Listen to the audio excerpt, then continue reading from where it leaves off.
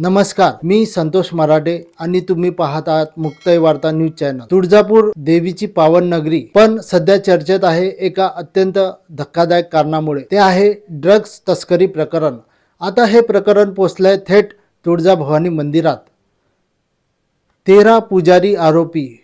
होय, धक्कादायक माहिती समोर आली आहे की प्रकरणात तुळजाभवानी मंदिराचे सुमारे 13 पुजारी संशयित आरोपी म्हणून समोर आले आहेत। धाराशिव जिल्ह्यातील या गाजत असलेल्या प्रकरणात आतापर्यंत 35 आरोपींची नावं समोर आली आहेत, मात्र त्यातील 21 आरोपी अजूनही फरार आहेत। पोलिसांची कसून चौकशी सुरू आहे आणि जिल्हाधिकारी कीर्ती किरण पूजा यांनीही मंदिरातील संशयित पुजाऱ्यांची यादी मागवली आहे।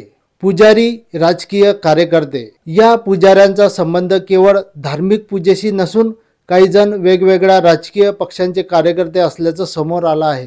त्यामुळे प्रकरण अजूनच गंभीर झालंय।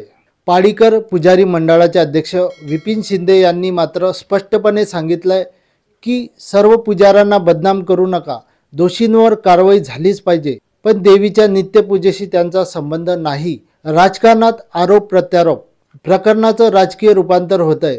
काँग्रेसचे जिल्हाध्यक्ष धीरज पाटील यांनी भाजप आमदार राणा जगजितसिंह पाटील यांच्यावर थेट आरोप केला आहे की ड्रग्ज प्रकरणातील काही आरोपी हे राणांच्या कार्यकर्त्यांमध्येच आहेत आणि त्यात भर म्हणून काही आरोपींसोबतचे फोटोही सोशल मीडियावर व्हायरल होत आहेत। आता सवाल असा की तुळजाभवानीच्या पवित्र मंदिरातही अशा गैरकृत्याचा शिरकाव झाला आहे का?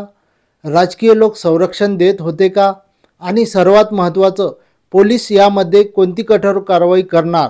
तुमचं मत काय?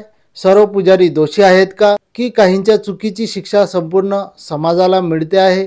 तुमचं मत नक्की कमेंटमध्ये कळवा। अशाच अपडेट्ससाठी चॅनलला सबस्क्राईब करा आणि व्हिडिओला लाईक आणि शेअर करायला विसरू नका ही विनंती। धन्यवाद।